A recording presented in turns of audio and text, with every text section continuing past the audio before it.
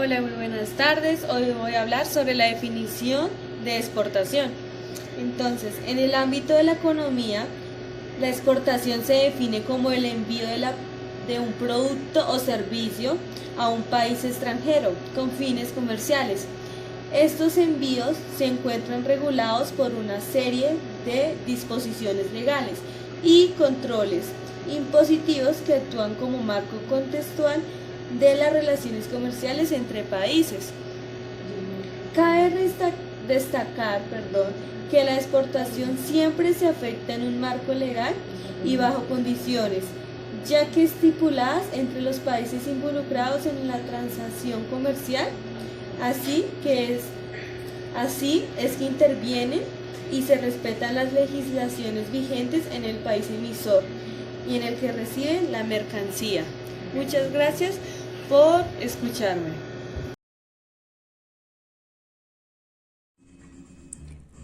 Yo les hablaré sobre qué son las divisas y para qué sirven. Entonces, el término divisa se utiliza para referirse a toda moneda utilizada en una región o país. Las divisas de todo el mundo fluctúan entre sí dentro del mercado monetario mundial. De esta manera, se establecen distintos tipos de cambio entre divisas, que varían de forma constante en función de diversas variables económicas, como lo son la inflación y el crecimiento económico. Con esta diferencia de cotización, se establecen todos los tipos de cambio. Las divisas hacen referencia a las monedas de otros países y distintos al nuestro, y así constituyen un componente muy importante en la economía, para importar servicios y bienes o para concretar inversiones en el exterior se necesitan divisas, por lo general en dólares o euros. Dichas divisas a su vez se consiguen gracias a las exportaciones y a las inversiones extranjeras.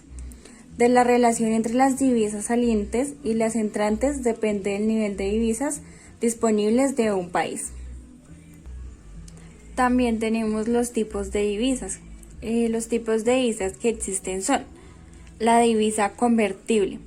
Esta divisa convertible son las que pueden intercambiarse libremente por otras, es decir, que no tiene restricción de control de cambios. La divisa no convertible. Estas son las divisas que no son aceptadas en el mercado internacional. Está la divisa bilateral. Este tipo de divisa se utiliza en la liquidación de operaciones entre diversos países que hayan suscrito convenios bilaterales. Divisa exótica. Se denomina así a las divisas que no tienen un amplio mercado internacional. Divisa fuerte. Divisa que mantiene cierta estabilidad cambiaria. Suelen ser países con baja inflación. Una divisa fuerte suele representar una economía fuerte. Por último, tenemos algunas características del mercado de divisas. La primera es un mercado financiero que es el más antiguo del mundo. Está considerado el mayor mercado financiero del mundo. El mercado de divisas es un mercado organizado, por lo tanto la cantidad y vencimientos se negocian sin ninguna condición prefijada. El mercado es de 24 horas, por tanto cualquier moneda puede ser negociada en cualquier hora. Es un mercado muy líquido por su amplitud y el mercado de divisas, las divisas más negociadas son el dólar americano, yen japonés, el euro y franco suizo. Y esto sería todo por el momento. Muchas gracias. Las importaciones. Las importaciones son el conjunto de bienes y servicios comprados por un país en territorio extranjero para su utilización en territorio nacional. Junto con las exportaciones son una herramienta imprescindible de contabilidad nacional. La importación es básicamente todo bien o servicio legítimo que un país llamado importador compra a otro país exportador para su utilización. Esta acción comercial tiene como objetivo de adquirir productos que hay en el extranjero que no encontramos en nuestro territorio nacional, o en el caso de que los haya, los precios sean superiores que en el país extranjero. Las importaciones normalmente suelen estar sujetas a restricciones económicas y reguladas por todos los países para la entrada de productos. Así, existen muchos convenios entre países para acordar normativas ventajosas para los países que los firman. La Unión Europea es un ejemplo muy claro. La importación generalmente se hace por la escasez de productos en el mercado interno. Lo que busca es abastecer y fortalecer el mercado, aunque en varios casos se importa por necesidad, ya que los productos no se pueden producir en otras zonas, ya sea por el clima, la tierra, la economía, etc. Muchas veces también la importación es un gran negocio para los visionarios, ya que en la mayoría de los casos es mucho más barato que producir. Por otra parte, existen ventajas de hacer importación. Primero, la ampliación de la base de proveedores a extranjeros permite optimizar los costos en los insumos y aumentar la capacidad competitiva en el mercado doméstico, disminuyendo la dependencia de los suministradores locales. Segundo, la incorporación de la capacidad productiva externa en la estructura de distribución de la empresa. Se consigue un aumento de la rentabilidad de la distribución, eliminando la capacidad distribuida ociosa o infrautilizada. Se entiende por capacidad ociosa aquella capacidad instalada de producción de una empresa que no se utiliza o que se subutiliza. Tercera ventaja.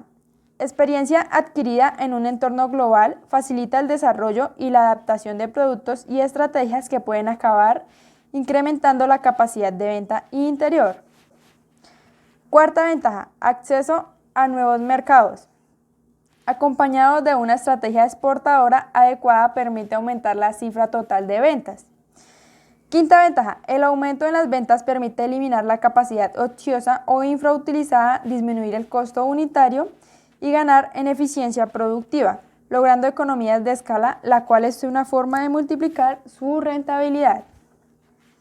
Sexta ventaja, el acceso a nuevos mercados y a nuevos clientes permite ajustar más y mejor el segmento objetivo de clientes al que se dirige un producto determinado o por el contrario, ampliarlo. Importancia de las importaciones. Las importaciones contribuyen al crecimiento y al bienestar por varias vías del país, algunas de las cuales han adquirido especialmente trascendencia en los últimos tiempos. En primer lugar, por el lado del consumo, las importaciones suponen la posibilidad de acceder a productos más baratos o más eficientes. Ello permite aumentar el bienestar de los consumidores. En segundo lugar, gracias a las importaciones, las empresas acceden a maquinaria y a tecnología que permiten ampliar su capacidad productiva. En tercer lugar, las exportaciones han adquirido una reciente relevancia en los últimos años gracias al desarrollo de las cadenas globales de valor. Estas cadenas implican la fragmentación de los procesos de producción entre diversas localizaciones geográficas con el fin de aprovechar las ventajas competitivas de cada una de ellas y de esta forma producir de manera más eficiente.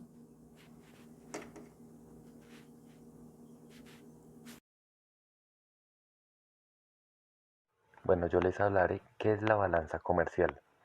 La balanza comercial es el indicador económico que se obtiene de los datos sobre exportaciones e importaciones de bienes, de consumo, o lo que es lo mismo, de pago, al exterior del país y cobros desde dicho exterior.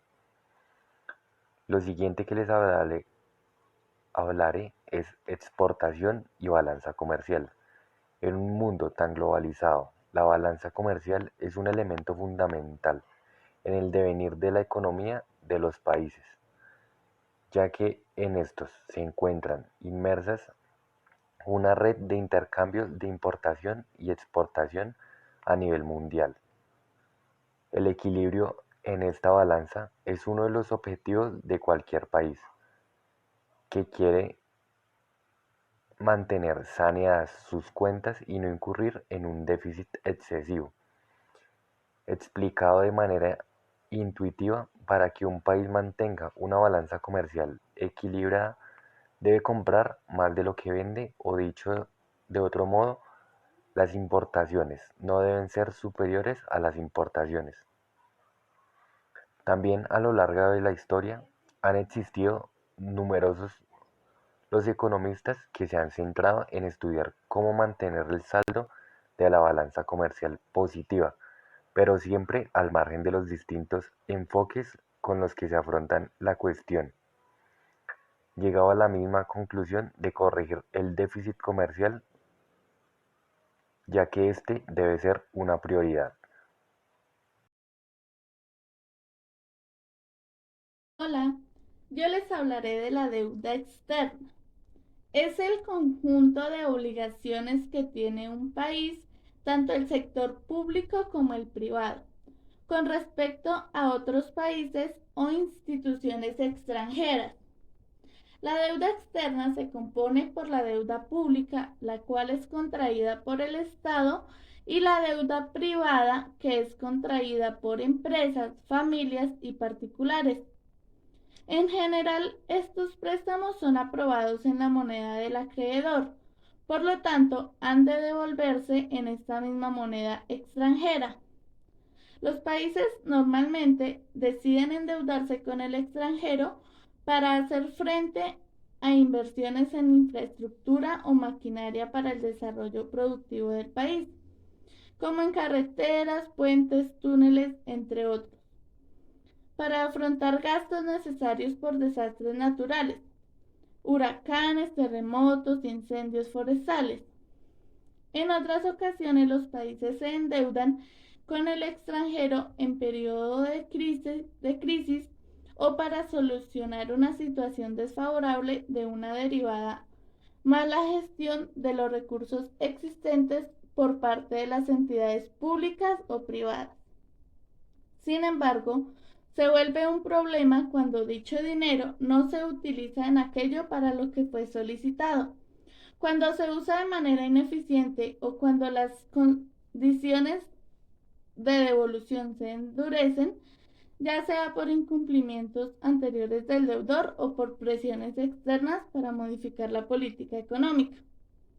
La deuda externa, al igual que la deuda en general, puede clasificarse, según quien la contraiga, en deuda externa pública o deuda externa privada, según su moneda, en moneda nacional o extranjera, según su tipo de interés, en tipo de interés fijo o tipo de interés variable, según el plazo, en deuda externa a corto plazo o deuda externa a largo plazo, el instrumento por el cual se formaliza, bonos, letras, carta de crédito, etc.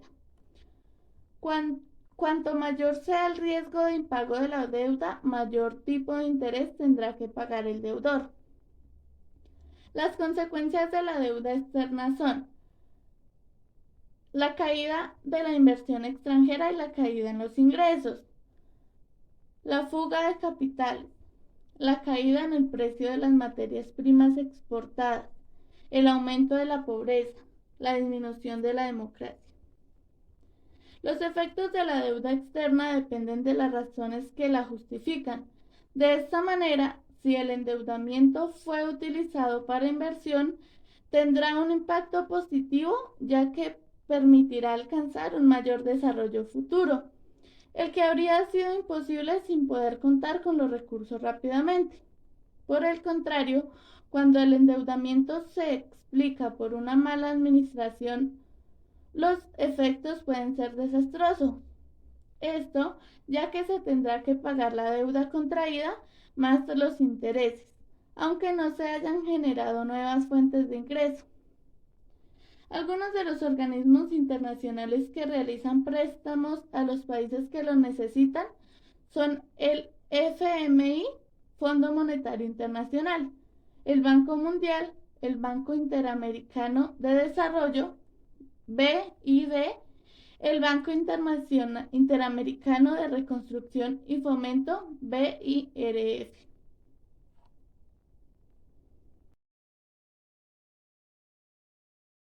El concepto de inversión internacional y las empresas multinacionales es el tema que abarcaremos ahora.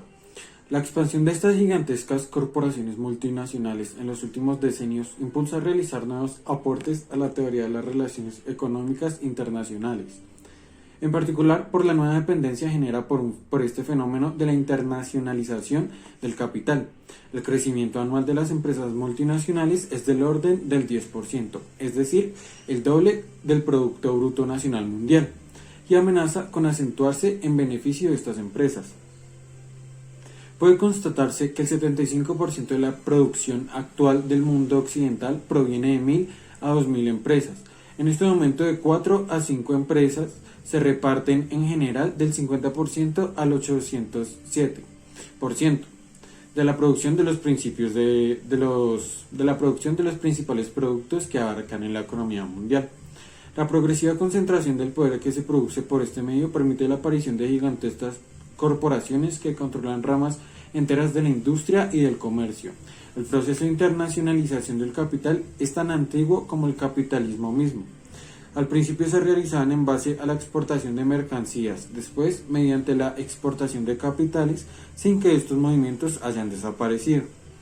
La exportación del capital productivo y la internacionalización de la producción constituyen hoy el fenómeno más importante de nuestro tiempo.